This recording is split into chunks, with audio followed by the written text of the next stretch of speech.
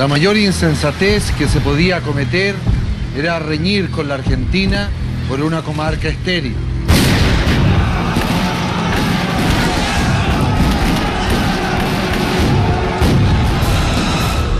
No es que la Patagonia no nos preocupe.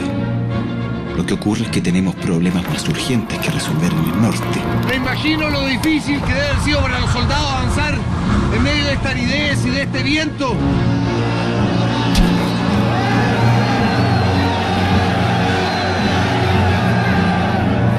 Dígale a su gran amigo, el ministro Balmaceda, que si el gobierno lo presenta como candidato a la presidencia, cuenta desde ya con nuestra más férrea oposición. Porque no aceptaremos jamás la tiranía económica ni de muchos ni de pocos. Tu presidente se está gastando todo el dinero. Y está loco. Seegers es un traidor. Y es conveniente que vaya meditando acerca del estado moral y fisiológico del presidente de la República. ¿Ocurre algo?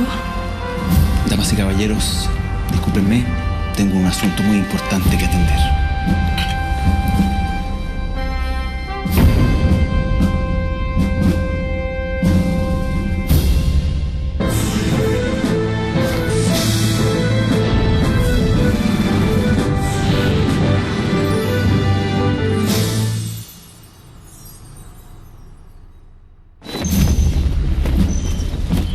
En los comienzos de nuestra república, la primera prioridad es darle un orden a este país que están haciendo. ¡Señores, silencio! No es mi culpa, sino la del gobierno de Dilucho, de ese huemul de Freire. Sucesivos gobiernos conservadores logran consolidar ese orden. Por eso hay que trincarlos con firmeza, demostrarles una vez por todas de que hay que respetar la autoridad. A veces por la razón y a menudo por la fuerza. Si usted muere hoy, la causa liberal muere con usted.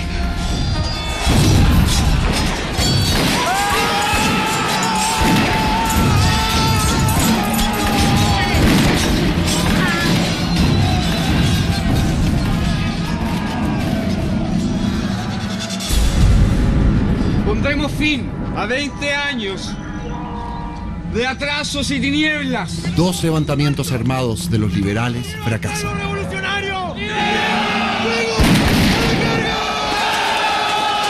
En 1861 los liberales consiguen el poder y el progreso se transforma en su principal objetivo. El desafío es obtener los recursos para financiarlo. Una nueva alza en el impuesto al salitre. Y esto es inaceptable. Desde que el Perú nacionalizó sus salitreras, sus fuerzas armadas han ido creciendo. Eso es absurdo, señores. El presidente peruano es un gran amigo. La solución está enterrada en un desierto en disputa. Un desierto que nos lleva a la Guerra del Pacífico.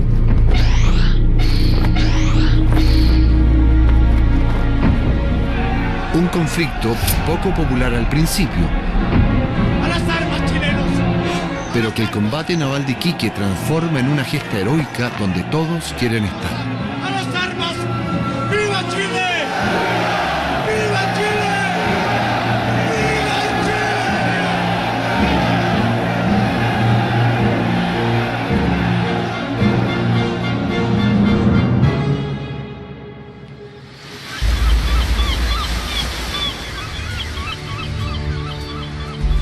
Prat es elevado por la población a la categoría de héroe nacional y está la demanda por reclutarse, que incluso hay cuarteles que tienen que cerrar sus puertas. Es increíble lo que provoca un acto como el de Prat. Sí, pero hay un problema. ¿Cuál? Como toda nuestra atención está puesta en el norte, hay territorios en el sur que descuidamos y que son mirados con mucho interés por uno de nuestros vecinos. José Manuel Balmaceda, el comisionado diplomático del gobierno del presidente Aníbal Pinto en Argentina, está especialmente preocupado de este tema. De hecho, la muerte de Prat lo pilla en Buenos Aires.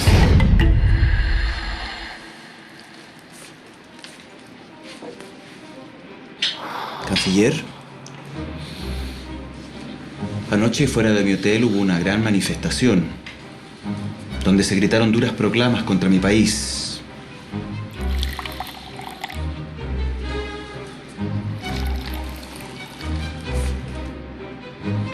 La simpatía de los argentinos parece no estar con Chile. No se preocupe por el pueblo, señor Balmaceda. El gobierno argentino tiene muy clara su posición. Y esa es la de mantener la más absoluta neutralidad en este conflicto lamentable, que solo divide la hermandad americana. Asumo entonces que no deben preocuparnos vuestros recientes encuentros con el canciller peruano. Y yo asumo que la cercanía de su gobierno con la del Brasil no debe preocupar a la República Argentina. En absoluto. Solo nos interesa saber por qué la Argentina está movilizando sus tropas hacia el sur.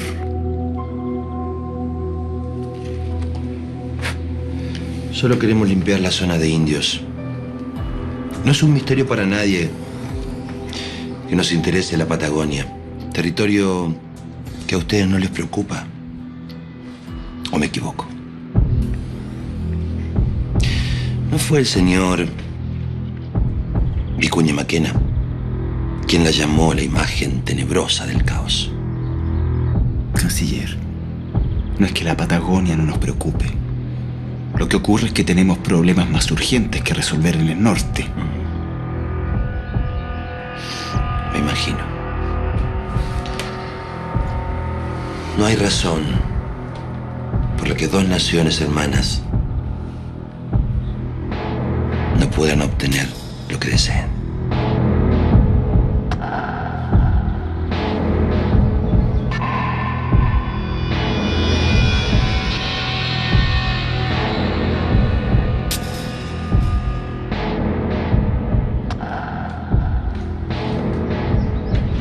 Chile no puede asumir un nuevo foco de conflicto en sus fronteras. Por eso, el gobierno de Aníbal Pinto renuncia a disputar la soberanía sobre la Patagonia, a cambio de la neutralidad de Argentina en los problemas en el norte. Y así Argentina incorpora a su territorio 1 millón de kilómetros cuadrados, aproximadamente el tamaño de Colombia.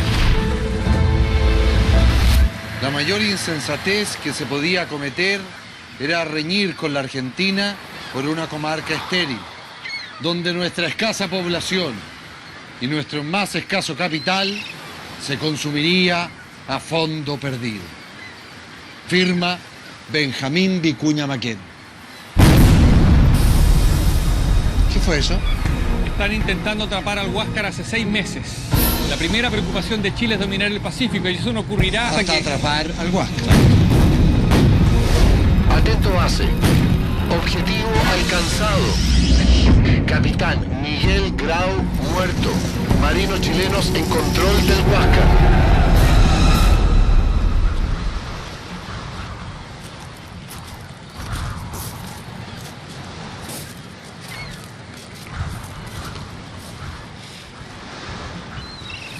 Aquí fue el combate naval de Angamos, el último enfrentamiento importante en el Océano Pacífico. Con esta victoria Chile logrará el control marítimo de la guerra. A ver, Manuel, espera un segundo. ¿La guerra se declaró hace cuánto? ¿6 meses? Sí. 6 meses. Y nos quedan años de peleas. Prácticamente 4 años de guerra. 4 años de guerra. ¿Y me vas a decir que no van a haber más batallas en el Océano Pacífico? Hay algunas batallas más, pero Angamos es la decisiva. Entonces, ¿por qué le llamamos la Guerra del Pacífico?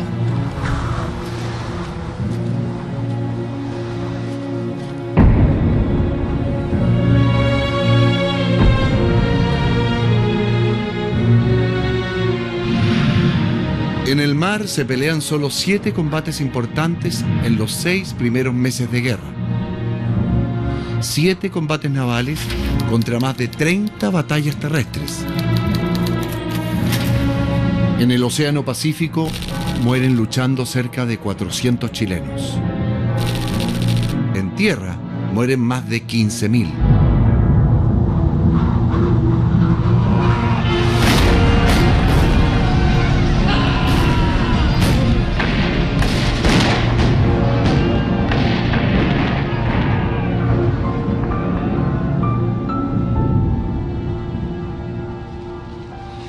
Todavía no entiendo por qué le llamamos la Guerra del Pacífico si donde menos peleamos fue en el mar. Porque el control del Pacífico es vital para ganar la guerra. Pero hoy se la está empezando a llamar de una manera más adecuada, que reconoce el origen de todo. El salitre. La guerra del salitre.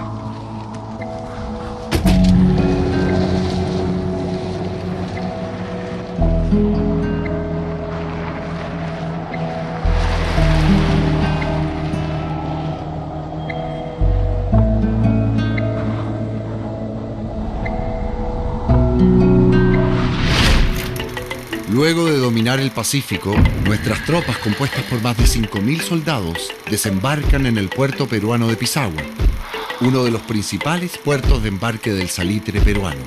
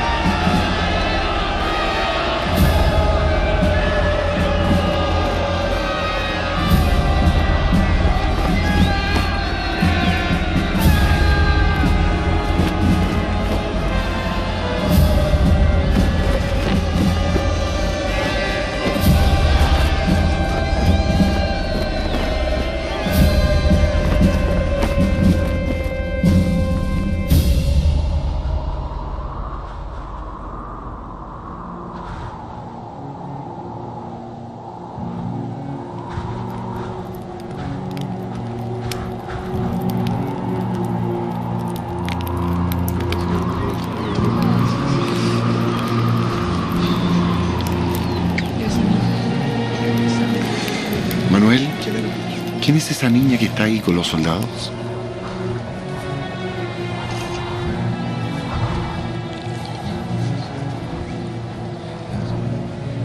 Ella es Irene Morales, tiene 14 años y logra enrolarse en el ejército haciéndose pasar por hombre. Al ser descubierta, destinada a labores de cantinera o enfermera de los soldados en campaña. Ella es una de las muchas mujeres y niños que se suman al ejército sin preparación alguna.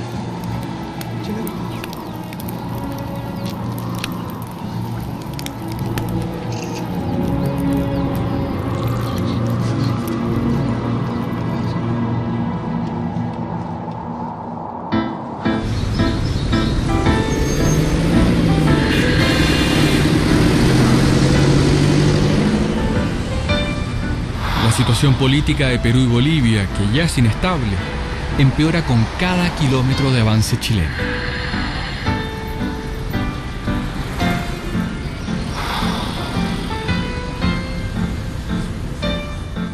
Las victorias chilenas se suman y los presidentes de Bolivia y Perú son depuestos, y los chilenos siguen avanzando hacia Lima.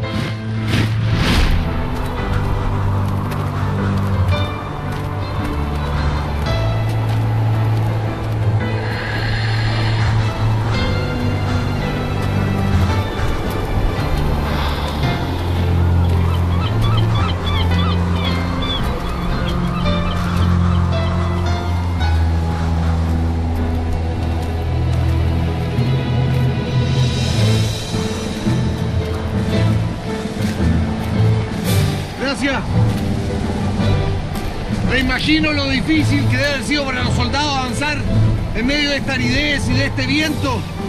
Y la gran mayoría a pie, ¿verdad? Para no morirse de sed, mucho pez en su orina. Después de este difícil desplazamiento, 11.000 soldados chilenos llegan al campo de Alianza, donde se disputa la batalla de Tacna. Vamos.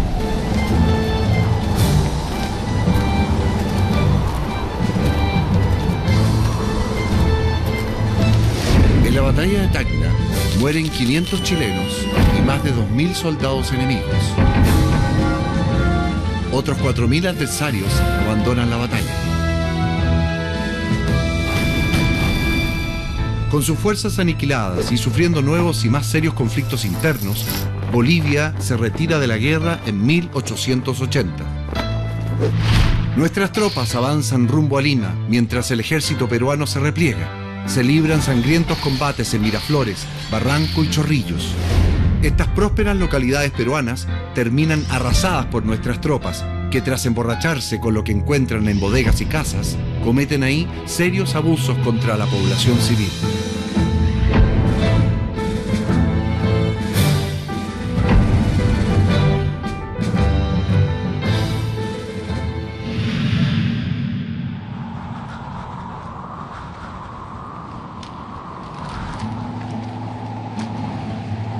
Todo ejército de ocupación comete atrocidades, y el nuestro claramente no fue la excepción. Sí, pero eso no es excusa, Manuel. Mal de muchos.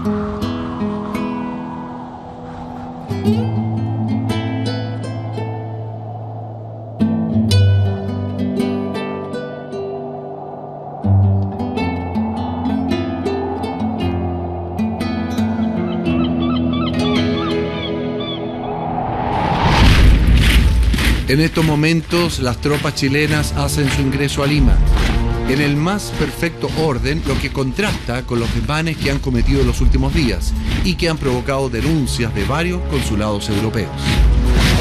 La bandera chilena es izada en la Casa de Gobierno del Perú.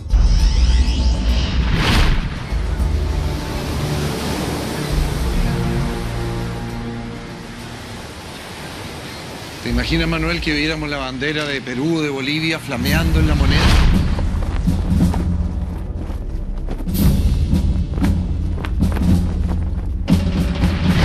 Es fuerte. Esa relación históricamente siempre fue muy complicada. Podríamos decir que todo parte con los incas, cuando expanden su imperio hasta nuestro valle central y de ahí hasta el valle del Maule. Luego viene el virreinato español, con Lima como metrópolis y Santiago como una pobre sucursal fronteriza. Una tierra terremoteada y extrema, donde lo único permanente parece ser la guerra. Chile ayuda al Perú a liberarse del yugo de los españoles, no en una, sino en 2 ocasiones, que es la misma cantidad de veces que hemos estado en guerra.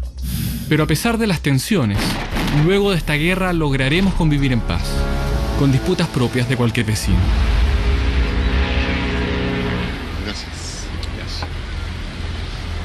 ¿Y el famoso pisco sour?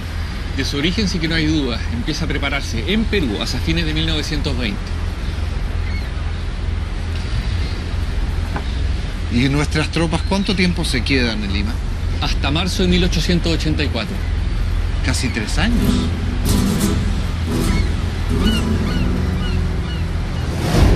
Durante esos años, los peruanos concentran su resistencia en la sierra, donde se desarrolla una suerte de guerra de guerrillas. Así es.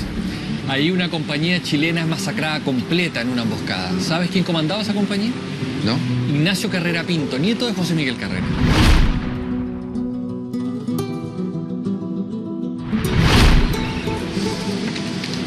Salud.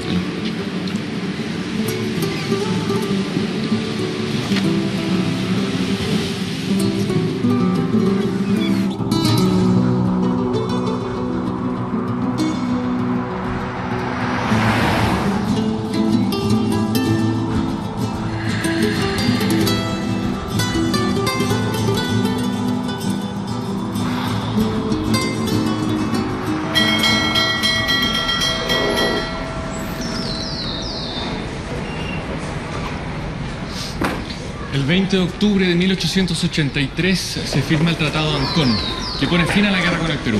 ¿Y cómo queda el mapa después de todo esto? Busquemos un mapa y te explico.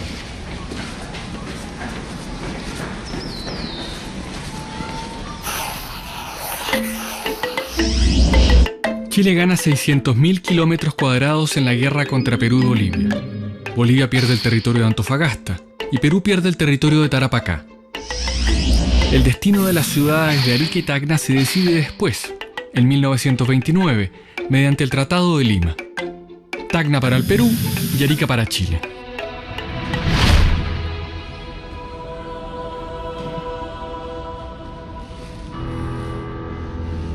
Y perdimos la Patagonia completa. No exactamente, porque nunca fue nuestra. Era un territorio en disputa.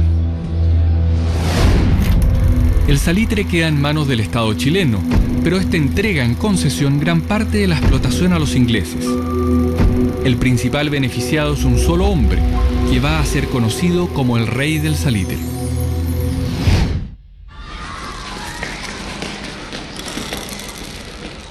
Ay, Manuel, peleamos 5 años la Guerra del Pacífico, que muchos conocen como la Guerra del Salitre. Pero al fin y al cabo nos quedamos con el salitre más o menos. Déjame explicarte. Hola, niños. Hola. ¿Me prestan la bolita? Sí. Gracias. Mira, antes de 1879 casi todas las salitreras están en territorio peruano. Y ellos explotan el 58% de la producción. El 19% lo explotan empresas chilenas y el 13% es explotado por empresarios ingleses. Después de la guerra, las salitreras quedan en nuestras manos, pero el Estado de Chile entrega su explotación en concesión. Así, los británicos se quedan con la explotación del 55% de la producción de salitre. El 15% es explotado por capitales privados chilenos, y el resto queda en manos de alemanes y españoles, entre otros. O sea que después de que Chile gana la Guerra del Salitre, los extranjeros se quedan con la concesión. ¿Por cuántos años?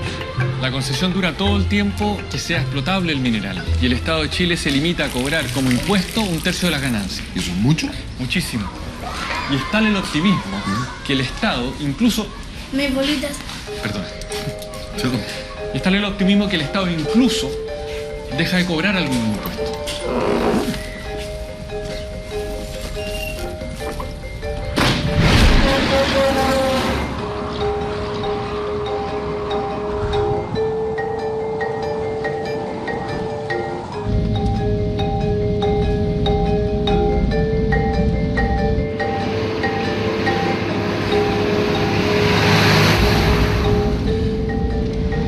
¿Cómo se llamaba este inglés que termina convertido en el rey del salitre? John North. Al comenzar la guerra, North y su socio Harvey compran una gran cantidad de salitreras a sus dueños peruanos. North había recibido el dato de que nuestras autoridades respetarían la propiedad en las zonas ocupadas. Y aprovechan de comprar a precio de liquidación, ¿verdad? Sí, claro. North se jacta de haber llegado a Valparaíso con 10 libras en el bolsillo. Y solo una década después ya controla las principales actividades económicas de la provincia de Tarapacá y se convierte en uno de los hombres más ricos del mundo. El gran vencedor de la guerra.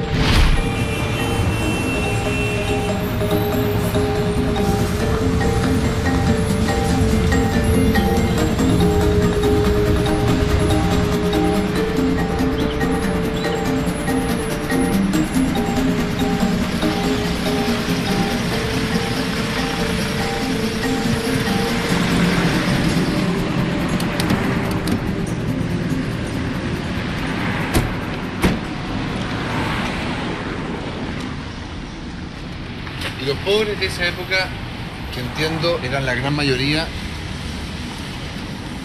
¿reciben algo de esa plata? La ven de manera indirecta, en obras públicas, en algunas iniciativas en educación. Pero en ese entonces el Estado aún no se preocupa del tema social, ni en Chile, ni prácticamente en ningún lugar del mundo.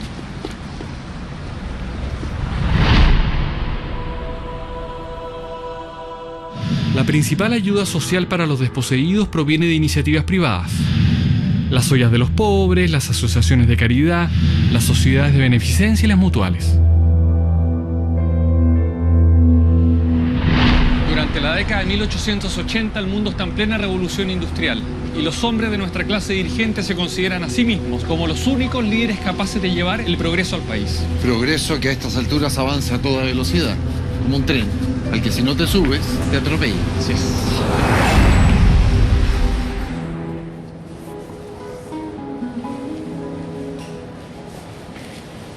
Este es el antiguo Club de la Unión, ¿verdad?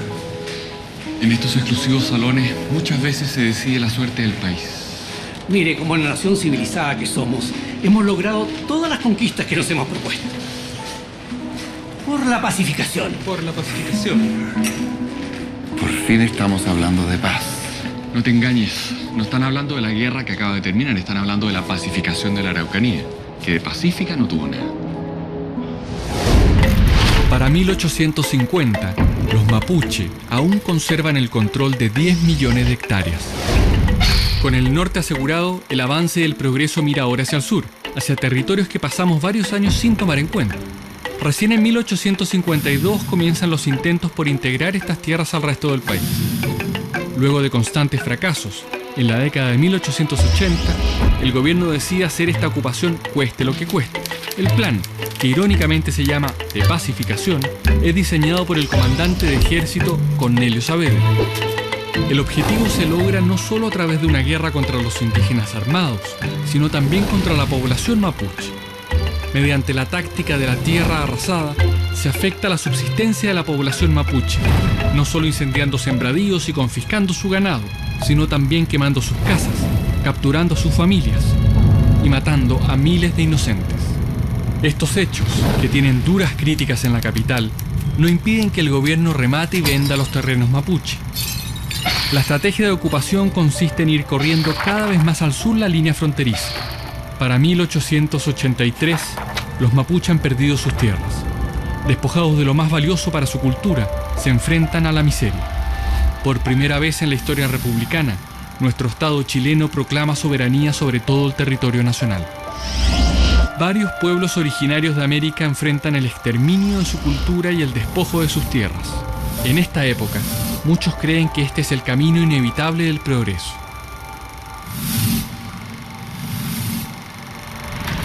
En todo este proceso, los 10 millones de hectáreas del pueblo mapuche quedan reducidas a 500.000. Un 5% de lo que tenían.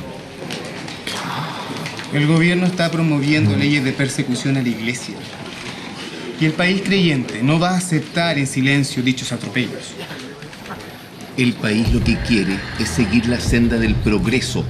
Pero no un progreso egoísta y anticatólico como pretenden imponer ustedes los liberales. El gobierno no quiere perseguir a la iglesia, simplemente quiere manejar los asuntos civiles, tal como los Estados Unidos. Lo que yo propongo es una medida intermedia. El matrimonio es un sacramento divino. Pero con un efecto legal. Ambos matrimonios se podrían inscribir en el registro civil. Aquí estás dominando un liberalismo jacobino. El progreso del país necesita de un Estado más fuerte.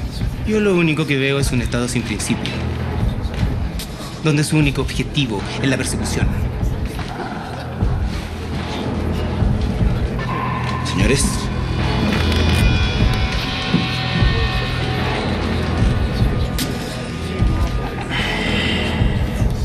ahora le tocó a la iglesia. Organizar un Estado moderno significa, entre otras cosas, suprimir algunos de los privilegios que el clero tiene desde la colonia. ¿Cómo cuáles? Como el fuero eclesiástico, que impide que los tribunales civiles juzguen a los sacerdotes y que fue suprimido en el gobierno anterior. Gran privilegio. Sin duda, pero esa medida resultó menos polémica que las que están discutiendo ahora. Estas nuevas normas, llamadas las leyes laicas, se aprueban durante el mandato de Domingo Santa María, cuando los liberales cuentan con mayoría absoluta en el Congreso. En ellas se pone fin al monopolio que la Iglesia mantiene sobre 3 momentos claves de la vida de las personas: el nacimiento, el matrimonio y la muerte. El recién creado registro civil se encarga ahora de oficializar los 2 primeros, y en los nuevos cementerios públicos se pueden enterrar personas de cualquier credo, ya que antes los no católicos solo podían descansar en los llamados cementerios disidentes. También se prohíbe enterrar difuntos en las iglesias, lo que provoca tanta molestia que parte del clero llama a sus fieles a no respetar las leyes. Y dígale a su gran amigo, el ministro Balmaceda, que si el gobierno lo presenta como candidato a la presidencia, cuenta desde ya con nuestra más férrea oposición.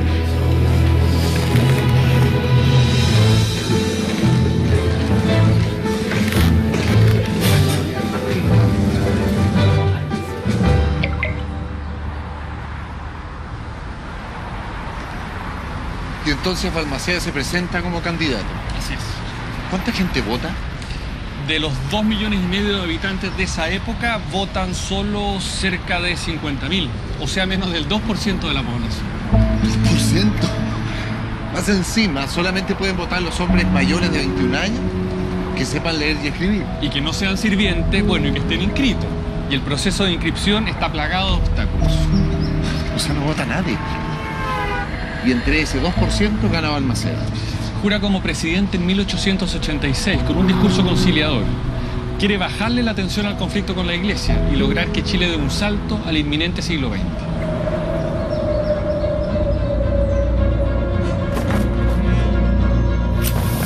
Su religión es el progreso. Realiza la gira más grande que haya hecho hasta entonces un presidente de Chile por el país. Crea el Ministerio de Industria y Obras Públicas, al que dedica más de una quinta parte del presupuesto nacional. Un presupuesto que se ha multiplicado en los últimos años gracias a la industria del salitre.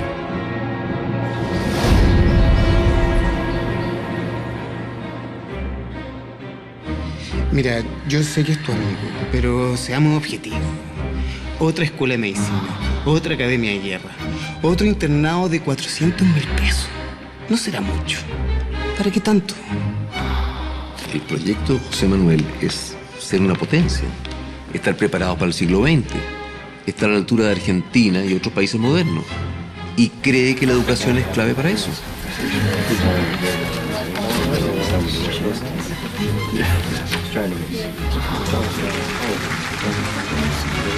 ¿Quién es ella? Eloísa Díaz, la primera mujer que recibió el título de médico en Chile y en Sudamérica.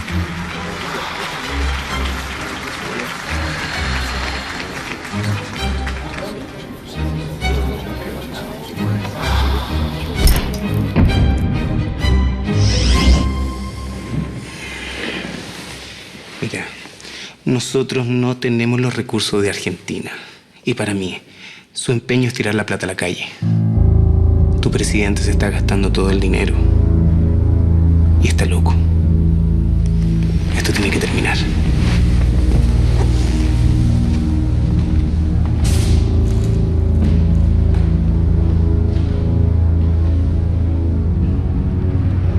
¿Pero no están los recursos del salitre para que Balmaceda financie su proyecto de modernización? Sí, pero Balmaceda no cuenta con la aprobación de la mayoría del Parlamento para utilizar esas platas. Y esto es lo que lo hace entrar en un túnel sin salida.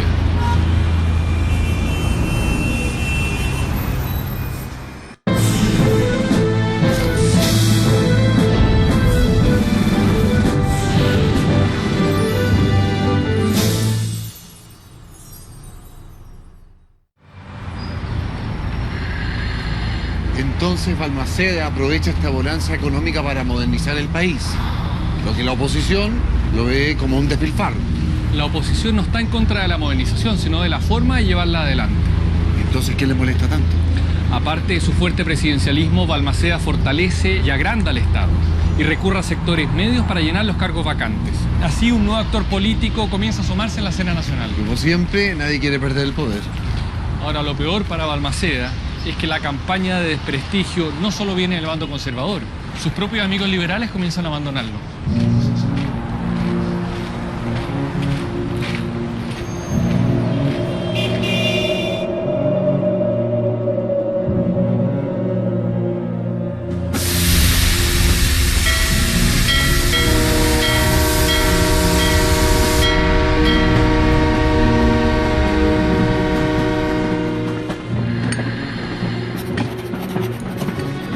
Seegers es un traidor.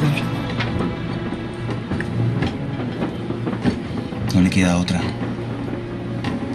Es abogado de North y está rodeado de congresistas que no paran de criticarme. De criticarle todo, José Manuel. Que agranda el Estado, que gasta demasiado, que está contra la Iglesia. No valoran nada, critican y critican. ¿Será prudente que justo ahora usted se meta con el salitre?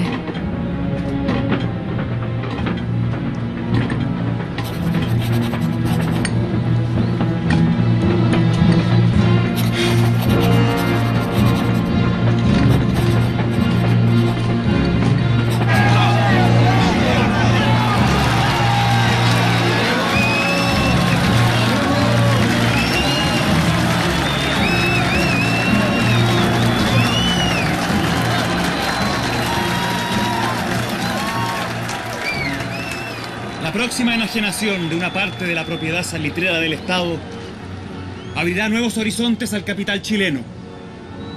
La aplicación del capital nacional en aquella industria producirá los beneficios de la exportación por nosotros mismos de nuestra propia riqueza y la regularidad de la producción sin los peligros de un posible monopolio. Porque no aceptaremos jamás la tiranía económica ni de muchos ni de pocos.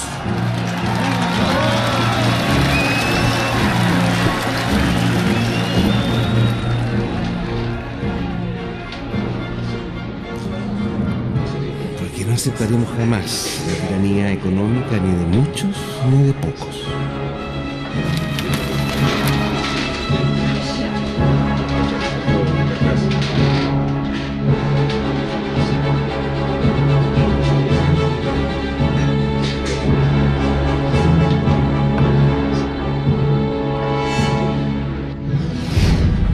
Pocas semanas del discurso de Balmaceda, el famoso magnate inglés John North realiza su propia gira por nuestro país. En su viaje, se reúne 3 veces con el presidente Balmaceda y ambos catalogan los encuentros como un éxito.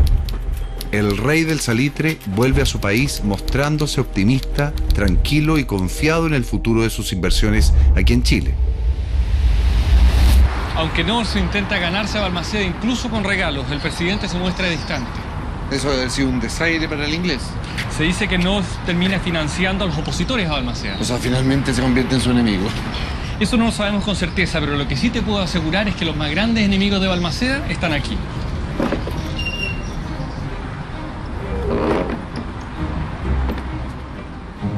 ¿Quién juzga si la demencia se apodera del presidente?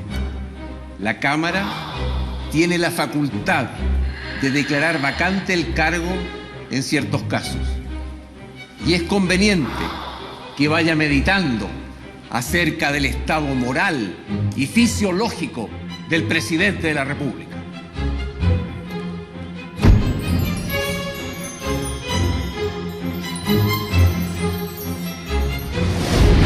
El fuerte presidencialismo de Balmaceda divide a la clase dirigente chilena, y la prensa es espejo de ello.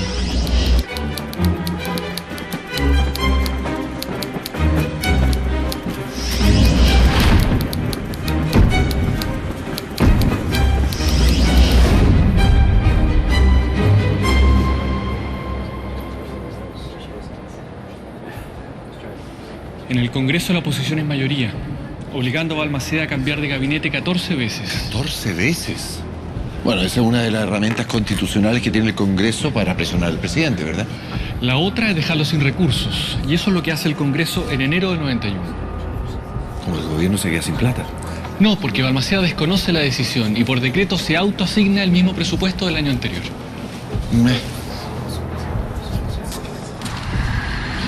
Balmaceda no cede, aunque eso le signifique transformarse en un presidente autoritario, propio de la Constitución del 33. Lo mismo que él siempre criticó.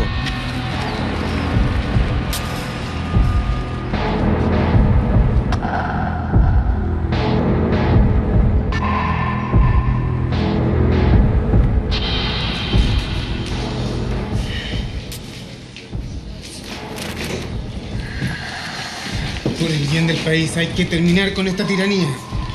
Yo le dije que estaba loco. Mira lo que está haciendo tu amigo. Actúa totalmente fuera de la ley. Diputado, usted sabe bien que ya no comparto las ideas del dictador Balmaceda. Señores, la policía nos tiene rodeados. El gobierno ha decretado el cierre del club.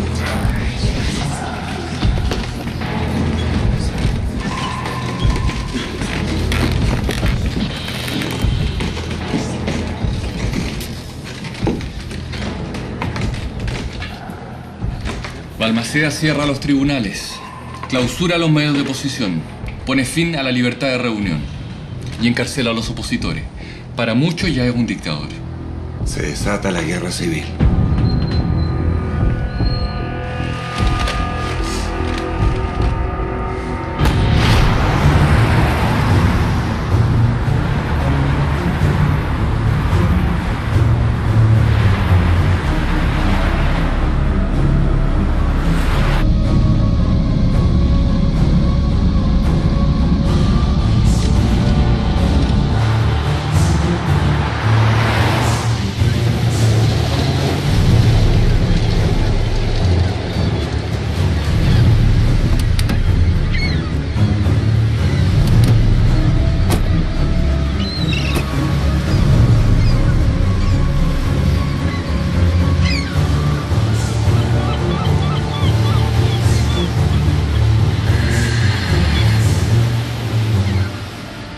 día el Congreso firma un acta que determina que el presidente Balmaceda debe abandonar el cargo. Ya no sería por la razón, ahora sería por la fuerza. El Congreso designa al almirante Jorge Montt como comandante de la escuadra sublevada, sublevación que se inicia el 6 de enero de 1891. El Congreso se traslada a Iquique con el apoyo de la Armada para asegurar el control de las riquezas mineras. ¿Y el ejército? Parte de los militares está con Balmaceda, pero las posiciones se extreman, sobre todo después de la llamada matanza de Locañas.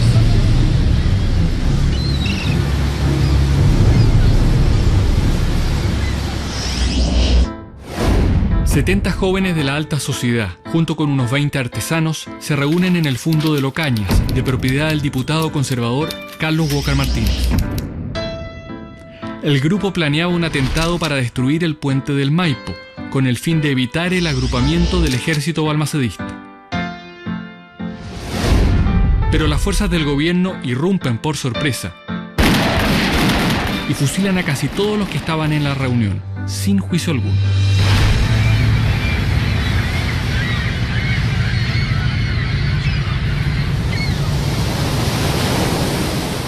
Quiéralo o no, se transforma en una dictadura. 2 días después, el derramamiento de sangre se traslada aquí, a Concón.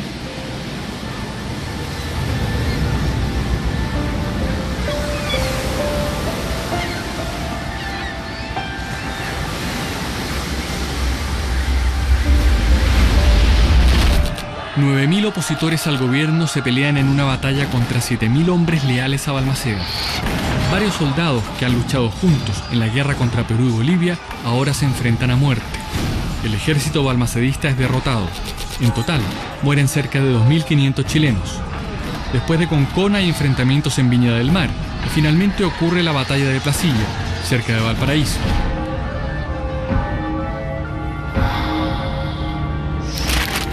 Aquí se sella el destino del proyecto de Balmaceda.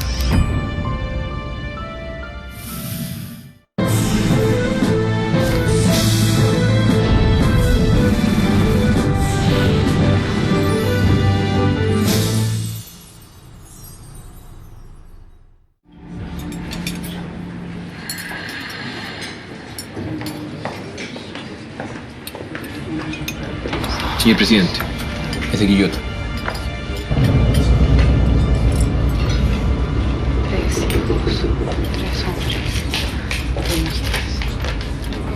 Derrota completa. Los nuestros peleaban sin valor ni entusiasmo.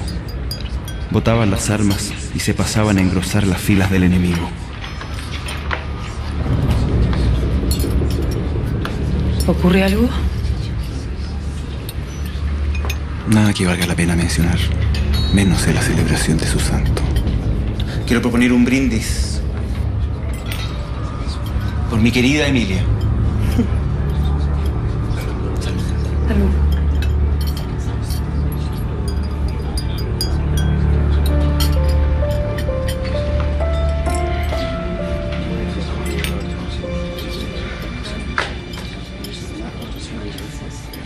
Damas y caballeros, discúlpenme, tengo un asunto muy importante que atender.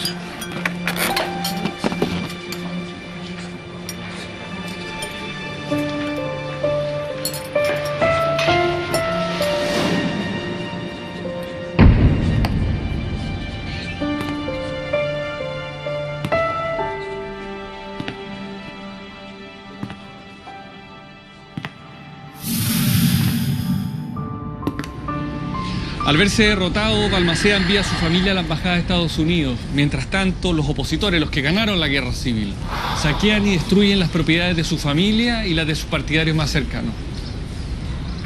Lamentablemente no va a ser la última vez que este país se vea dividido por el odio. ¿Por qué estamos aquí?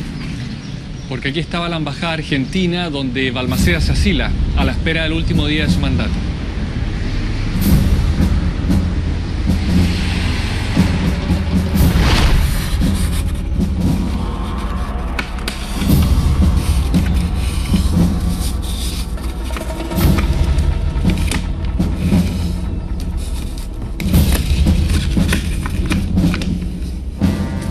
Querida Emilia, no No puedo permanecer más tiempo en este asilo sin comprometer a los dueños de casa que tan bondadosos han sido conmigo.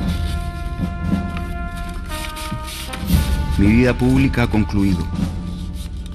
Debo por lo mismo a mis amigos y a mis conciudadanos la palabra íntima de mi experiencia y de mi convencimiento político. El triunfo y el sometimiento de los caídos producirán una quietud momentánea, pero antes de mucho renacerán las viejas divisiones.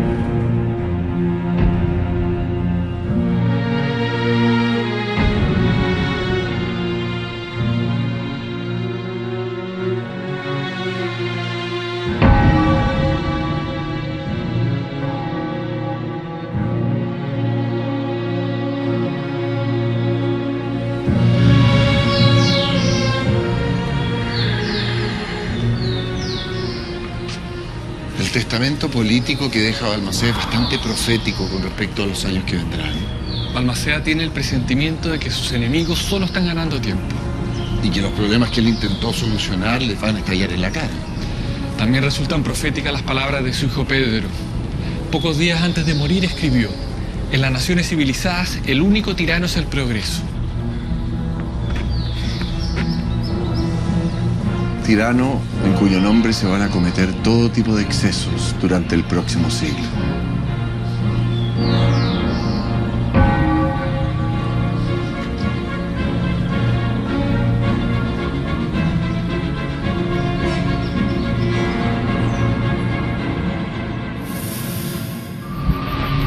El obrero chileno se levanta para ejercer sus derechos. Para romper el sitio de una canalla perfumada que el hombre. ¡Esta revolución es universal! Sin garantizar el orden público y la vida de los habitantes, no hay gobierno. Y los sueldos deben ser pagados en moneda corriente.